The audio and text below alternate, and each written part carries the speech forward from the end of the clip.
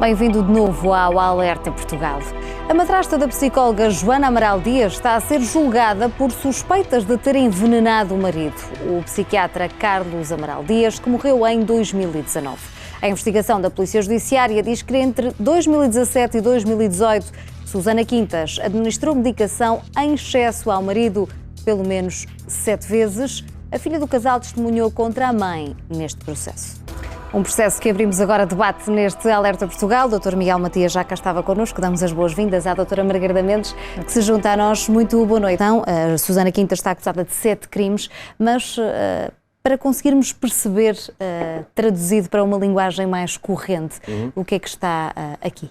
Estamos a falar de 7 crimes de ofensas corporais agravadas. Isto é aquilo que nós também chamamos as ofensas corporais com dolo de perigo.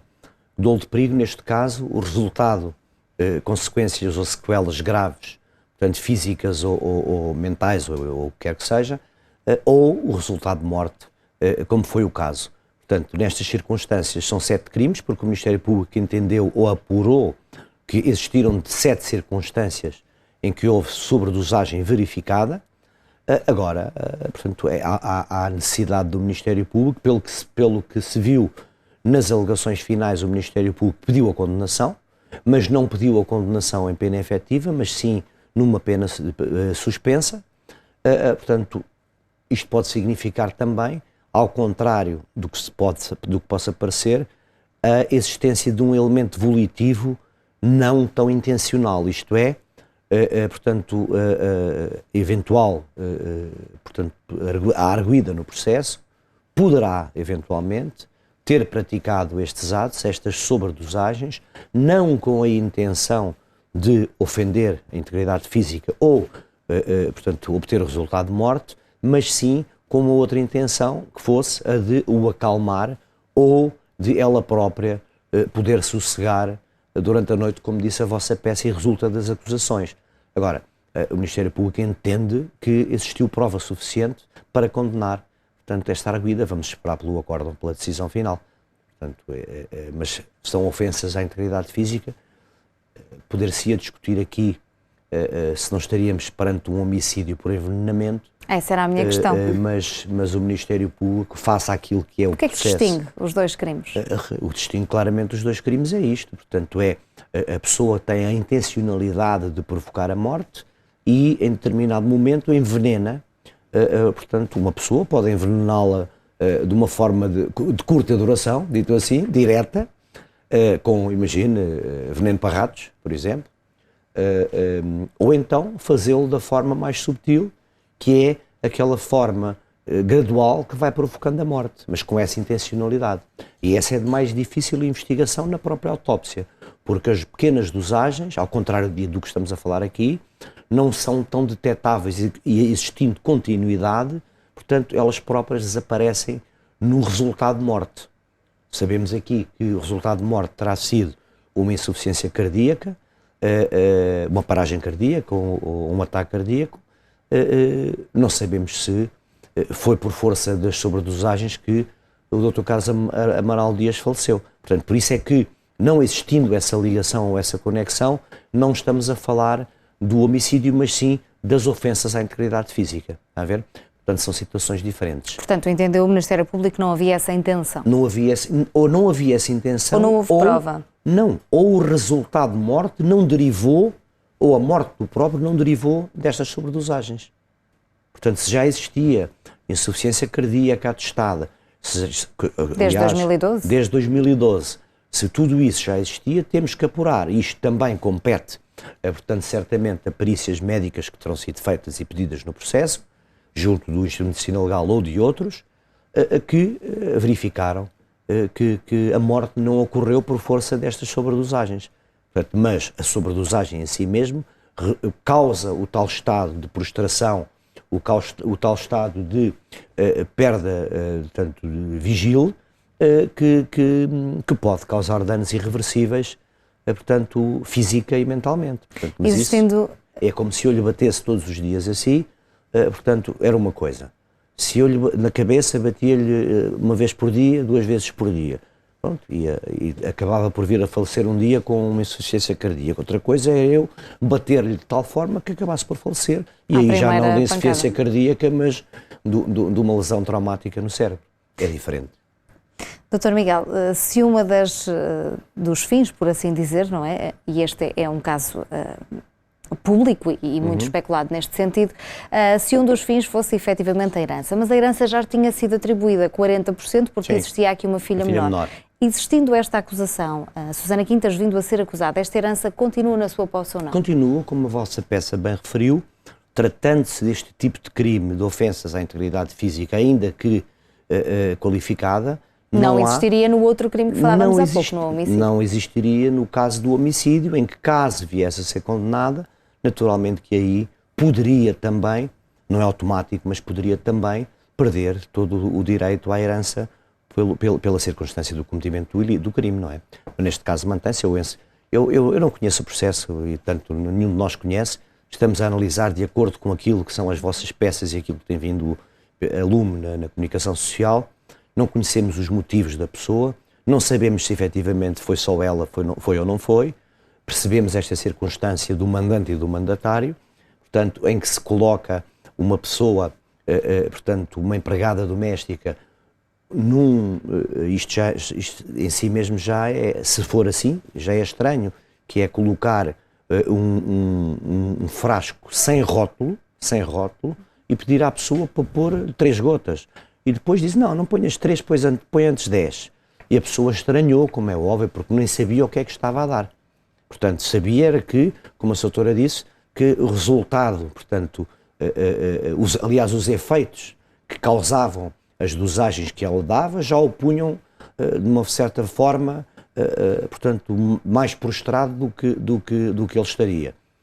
Portanto, agora aumentando a sobredosagem, naturalmente que a pessoa recusou-se, e aí, se existisse o conhecimento das duas sobre os efeitos causados, sabendo que se estava a cometer um ilícito porque estar a aplicar ilicitamente uma dosagem, naturalmente que aí poderiam as duas, ou seriam as duas, acusadas da mesma forma como autoras materiais dos crimes, dos 7 crimes de ofensas à integridade física qualificada que estamos aqui a falar.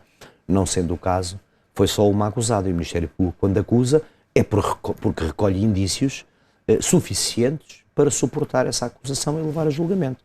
Há aqui outra questão neste processo que também gostava de perceber consigo. Portanto, há aqui um depoimento que Carlos Amaral Dias terá dado à Polícia Judiciária há alguns anos atrás, já sobre esta questão, e que poderá estar a ser recuperado agora em tribunal. Como é que se processa? Repare, este depoimento terá sido prestado perante um órgão de polícia criminal no âmbito de um determinado inquérito, em que Carlos Amaral Dias, perante este órgão de polícia criminal e, portanto, de uma forma que dizemos assim, oficial, portanto, e autêntica, prestou determinado depoimento que tinha a ver diretamente com o que está aqui em causa agora neste processo. É permitido por lei, naturalmente, pela natureza do depoimento e pela forma e pela entidade que recolheu o depoimento, é claramente possível transpor esse depoimento para este novo processo, servindo ele como prova. E isto até acontece nos próprios processos. Se nós tivermos, por exemplo, em investigação uma determinada pessoa que vai testemunhar perante a Polícia Judiciária determinados factos. Durante o processo, esta pessoa vem a falecer. Portanto, este depoimento em inquérito é recuperado para o julgamento, caso contrário, seria um mero suporte para um testemunho que esta pessoa iria fazer em julgamento. Dada a impossibilidade, a lei permite que se recupere e, neste caso, que se incorpore. Este pedido de indemnização vem nesse sentido também? Vem nesse sentido porque é efetuado pela assistente neste caso, a Joana Amaral penso Dias, que a doutora Joana Amaral Dias, e assistente é o assistente do Ministério Público, a pessoa que acompanha a acusação pública e que ela própria pode trazer provas para os autos para ajudar a suportar a tal acusação. E, naturalmente, que é aqui, porque o processo penal assim o faz e bem, até por uma questão de celeridade, permite o que nós chamamos o enxerto civil no tronco penal, portanto, para não ir para um processo autónomo de indemnização.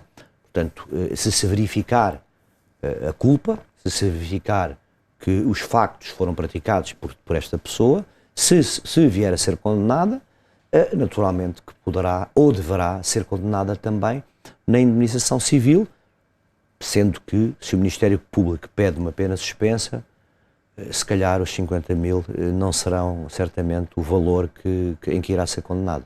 Será bastante menos. Mas terá que o fazer, portanto existe essa junção, existe, por assim claro, dizer. Existe. O Tribunal tem esse dever de o fazer. Aliás, o pedido cível é o enxerto obrigatório no processo penal, só em circunstâncias excepcionais é que se faz à parte numa ação civil e não penal.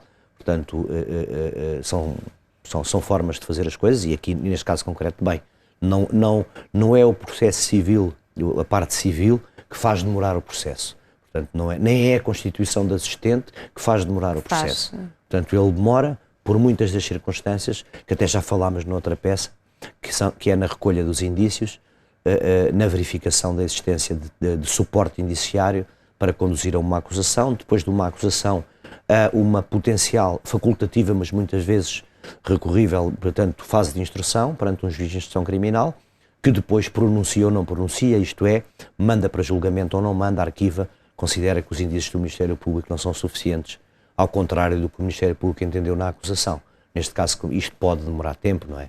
Nós sabemos bem que pode, por muitas circunstâncias, pela prova requerida também em instrução, por parte dos arguidos, da arguida, aliás, em fase de julgamento a quantidade de prova que foi produzida pelo Ministério Público, pela assistente e pela arguida, portanto, tudo isso demora o seu tempo, mas não é certamente, portanto, a parte civil, onde, como a doutora referia bem, a parte, não é a parte do ir à luta, que naturalmente que é uma reconstrução interior que permite depois ir à luta, não é? Mas são os danos provocados, portanto, à memória do nosso pai, neste caso concreto. O meu pai foi agredido fisicamente por determinada pessoa que, ao contrário do que nós todos pensávamos, que era mulher dele, do qual até tinha uma filha, não cuidou dele como seria expectável. E isto tudo, pode nem ter sido isto a causa da morte, mas é verdade que Carlos Amaral Dias falece. Nem sei se foi feita autópsia ou não, e se houve resultado condicente com aquilo que é a acusação. Agora, naturalmente que o pedido civil tem por base estes danos. Portanto, tem por base um facto, tem por base uma consequência, e tem por base, que é o dano, e tem por efeito um nexo de causalidade entre um e o outro, que tem que se verificar no tribunal. Não basta dizer, pedir 50 mil euros... Tem que se verificar, tem que haver prova disso. Tem que haver prova das consequências. Tem que se saber, pelo recurso, por exemplo, a profissionais como a doutora, saber em que estado ficou Joana Amaral Dias com todo este processo. Saber quais foram as consequências emocionais para ela. Os prejuízos efetivos que causou esta ação, esta pertença à ação. E aí sim há um dever de indemnizar. E um julgamento também é revivenciar factos. Também em si mesmo é doloroso. Ir prestar um depoimento em tribunal é voltar a viver. Não é? Portanto, e voltar a viver uma situação traumática é voltar a ter um trauma. E vão voltar a estar lá no dia 20 de novembro, que está essa sessão marcada. Obrigada, doutora Margarida. Obrigada, doutor